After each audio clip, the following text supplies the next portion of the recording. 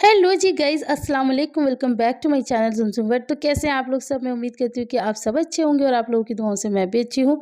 तो मैंने जैसे ही कल व्लॉग डाला, मेरे पास सबसे पहला कमेंट ये आया कि भाई सब कुछ छोड़ो, पहले आप खीर और कचौड़ी की रेसिपी दें। तो बस रेसिपी पे ध्यान दीजिए। 2 किलो दूध है, ये आधी कटोरी और ये मेरी ज़्यादा बड़ी कटोरी नहीं है, मीडियम कटोरी है। मैंने आधी कटोरी चावल ले लिए हैं। बस इनको अच्छे से धो लिया है। दूध मेरा कच्चा है, बॉयल नहीं है। तो बस कच्चे ही दूध में, मैं तो कच्चे दूध के साथ बनाती हूँ, कुछ लोग बॉइल्ड दूध के साथ भी बनाते हैं, मैंने कभी बनाई नहीं है तो मुझे उसकी नॉलेज नहीं है। तो जैसे मैं बना रही हूँ आप इस तरह ध्यान देना। तो ये बनेगी आपकी खुरचन वाली रबड़ीदार खीर। तो इसके लिए तो कच्चा दूध ही चाहिए रहेगा आपको, ठीक है जी। तो बस मैंने यहाँ पर चावल अच्छे से वॉश करके डाल दिए हैं। अब चढ़ाते हैं अपना पतीला गैस पे। और अगर आप मुझसे पूछेंगे इसमें आपने पानी कितना डाला, तो मैंने इसके अंदर आधा ग्लास पानी डाला है। सिर्फ 2 किलो दूध में मात्र आधा ग्लास पानी, वो भी नीचे तले में। सबसे पहले पानी डाला था, उसके बाद दूध। जब मैंने दूध डाल दिया ना, तब मैंने सोचा कि मैं क्यों ना इसकी रेसिपी शूट कर लूँ, और अच्छा ही हुआ कि शूट कर ली, क्योंकि फिर आते आप लोग ये कमेंट कि अब भी दो, तो फिर मैं कहाँ से लाती। तो इस वजह से बस अब क्या करना है आपको, जब तक इसके अंदर उबाल नहीं आता, इसे तेज़ आँच पे, फुल आँच पे आपको इसे चलाते रहना है। अगर आप ऐसा नहीं करते तो दूध के फटने का थोड़ा खतरा बना रहता है। तो यहाँ पर आप देखिए ये उबाल आ ही गया, और बस ये साइड से ये खुरचना है आपको। ये जो जिसकी जो भी मलाई जो भी साइड में इकट्ठा होता है, खुरच-खुरच के बीच में आपको डालना है, तभी आपकी बनेगी बिल्कुल रबड़ी वाली, खुरचन वाली खीर।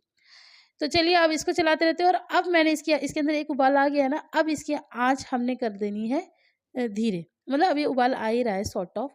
तो ये देखिए उबाल अच्छे से आप लोग के सामने आ चुका है। बस अब फटाफट से तो ख़ैर गैस बंद कर दो, क्योंकि बहुत ऊपर आ गया था।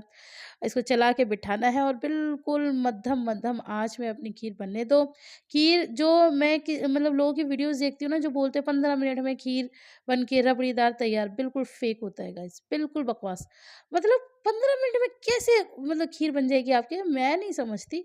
मेरी खीर बनी थी 2 घंटे में, और मैं हक से कहती हूँ हाँ भाई, बिल्कुल धीमी-धीमी आँच पे बनाई थी, तब जाके 2 घंटे में बनी। ये वाला स्टेप आपको बहुत ज़रूरी करना है। मैंने 1 कप लिया था, आप लोग 1 कप ले लें, आधा ग्लास ले लें, जितना भी लें। आप एक गरम दूध लें, उसमें आपके पास सैफ़रन हो तो डालें, ना हो तो कोई ज़रूरी नहीं है।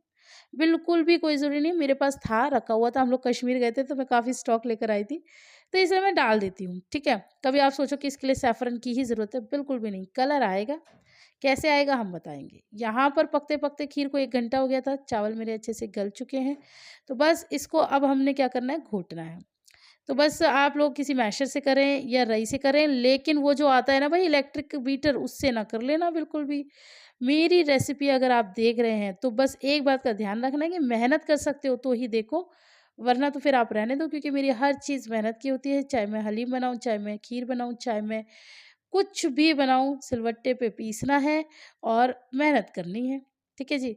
तो बस ये अब आप रईं से इसे घोटना शुरू कर दीजिए। चावल हैं, उबल चुके हैं, बहुत ज़्यादा टाइम नहीं लगाते, थोड़ा-सा मुश्किल से 10 मिनट आपको इस तरह से चलाना है, और आपके चावल अच्छे से घुट जाएँगे, और अच्छे से घुटने भी चाहिए। ये नहीं कि साबुत-साबुत चावल रह गए और हो गया। नहीं, ऐसा खीर बिल्कुल नहीं अच्छी लगती। और अभी आपको दिख रहा होगा दूध और चावल अलग है। ये जब हम धीरे-धीरे इसे घोटेंगे ना, तब वो हो जाएगा सेट। लेकिन आपको ये बिल्कुल नहीं करना कि दूध जब बिल्कुल कम हो जाए तब, जैसे चावल ऊपर आ जाते हैं तब घोटना शुरू करना है, नहीं। आपको सिर्फ़ ये देखना है चावल आपका अच्छे से गल गया और आप घोटिए। उसके बाद क्या होगा, दूध अपने आप पकते-पकते और चावल और दूध आपस में इतने मिल जाएँगे ना, और इतना अच्छा आपका क्रीमी टेक्सचर आएगा। तो इस स्टेप को ज़रूर फ़ॉलो करें। अब यहाँ पर हम घोट रहे हैं, मेरे चावल ऑलमोस्ट घुट गए हैं, तो यहाँ पर मैंने लिया है खोया। मैंने पिछली बार खीर बनाई थी ना, तो मैंने आप लोगों को व्लॉग में दिखाया था कि ज़्यादा ही आ गया था। मैंने तो 250 ग्राम कहा था, अब 250 ग्राम इतना सारा आ गया। तो मैंने फिर आधा उठा के डीप फ्रीज़र में डीप फ्रीज़ कर दिया था। आधा मैंने उस टाइम डाल लिया था और आधा मैंने इस टाइम।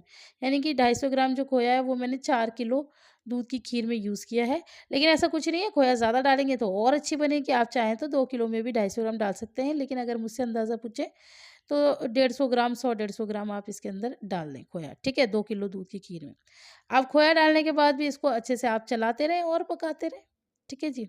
जितनी पकेगी उतनी बढ़िया होगी। यहाँ पर आप देख सकते हैं चावल मेरे सारे अच्छे से घुट गए हैं, साइड की खुरचन फिर से अंदर करनी है। ये जो होती है ना साइड की खुरचन, इससे तो और अच्छा इसका मतलब जो टेक्सचर होता है, मैं क्या बताऊँ। खीर आपकी ऐसी बनेगी कि सब खाते ही बोलेंगे कि वाह भाई क्या बात है। तो यहाँ पर मैंने 2 बड़े चम्मच चीनी ली है और इसे एक पतीले में डाल दिया है। 1 बूँद भी पानी नहीं है, कुछ और चीज़ नहीं है, बस निखालिस चीनी, निखालिस मतलब खाली चीनी ली है और बस इस तरह से पतीले में डाल दिया है।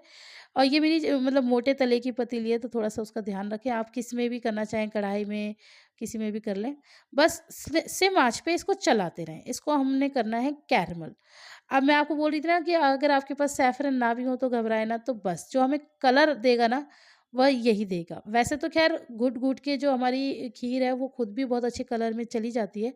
लेकिन कोई नहीं, इससे भी बहुत अच्छा कलर आ जाता है। आप इसको भी ज़रूर इस स्टेप को फ़ॉलो कीजिए। ये देखिए आपकी जो शुगर है वो अपने आप गोल्डन गोल्डन होना शुरू हो गई है। अभी हमें इसे बिल्कुल बिल्कुल कैरेमल कर लेना है। मैं आपको पूरा 1 सेकंड के लिए भी वीडियो कट नहीं करूँगी, आपके सामने ही करूँगी क्योंकि ये एक ऐसा स्टेप है जिसे करने से डरते हैं लोग, मैं खुद डरती थी। जैसे पहले कैरेमल मुझे ऐसा लगता था जल जाएगा, मुझे ऐसा लगता था जम जाएगा, क्या होगा? लेकिन कहते हैं ना जब आप खुद करते हो तब आप सब सीख जाते हो। तो मैंने भी ये फर्स्ट टाइम ही किया था और ये बहुत अच्छा निकल कर आया था। अप्पी तो करती हैं, अप्पी की भी खीर बहुत ज़बरदस्त होती है। मैंने तो भैया अप्पी से ही सीखी है, मुझे नहीं इतनी अच्छी खीर-वीर बनानी आती थी। तो बस यहाँ पर हमने इसका किया कैरेमल और अब मैंने इसको ये अपने पकते हुए दूध और मावे में डाल दिया। ये देखिए जैसे ही डालेंगे इस तरह से हो जाता है, घबराना बिल्कुल भी नहीं है, सब मेल्ट हो जाता है। जैसे गाँठें भी पड़ जाए ना, वैसे पड़ती नहीं है लेकिन फिर भी अगर आपकी पड़ रही है, तो बिल्कुल नहीं घबराना, सब हो जाता है। यहाँ पर पतीले में ये देखो अब ये जम सा गया है ना, ये ऐसे जमता है, बट कुछ नहीं, ये अपने आप जाके सब एक मतलब 2 जिसमें 1 जान हो जाएगा।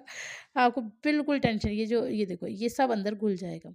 अभी मेरे पतीले में और चिपका हुआ है तो मैं उसको भी कैसे छोड़ूँगी, आप लोगों को पता है, आपकी अप्पी तो अप्पी है। तो बस इसके अंदर और डाला है, इसको अच्छे से बिल्कुल साफ़ किया है और फिर वापस हम इसको, ये देखो मैं सारा इसको मतलब जितनी भी मेरी चीनी है सब इसके अंदर आ जाए। अब आप सोचेंगे इतनी सारी खीर में बस इतनी चीनी? नहीं, चीनी हम अभी डालेंगे। ये तो सिर्फ़ इसको कलर देने के लिए, जैसे बिल्कुल आलमंड कलर होता है ना, वो इसका कलर आ जाता है, जो कड़-कड़ के आता है ना, कढ़ी नहीं सॉरी खीर का कलर, ये वो कलर आ गया अब इसके अंदर, जो कि हमने इंस्टेंट दे दिया है। वैसे तो खीर भी काढ़नी है, ऐसा नहीं है कि आप खीर ना काढ़ो और बस ऐसे कर दो, क्योंकि अगर आप सिर्फ़ कलर दे दोगे तो खीर अपनी कहानी खुद सुना देगी। यहाँ पर वो जो गरम दूध था वो भी मैंने इसके अंदर डाल दिया। लेकिन मैं आपको एक और बताती हूँ सीक्रेट, कि आपके पास सैफ़रन ना भी हो ना, तब भी आप दूध ज़रूर निकालें। और यहाँ पर मैंने इसके अंदर सवा कटोरी चीनी डाल दी है। सवा नहीं, डालनी है आपको 1.5 कटोरी या पूरी 2 किलो में। अभी मेरा रोज़ा था ना, तो मैंने पहले अंदाज़े से डाली थी, फिर बच्चों को चखाया था तो ये काफ़ी हद तक फीकी थी, तो प्रॉपर मैंने 1.5 कटोरी इसके अंदर चीनी डाली है। ठीक है जी?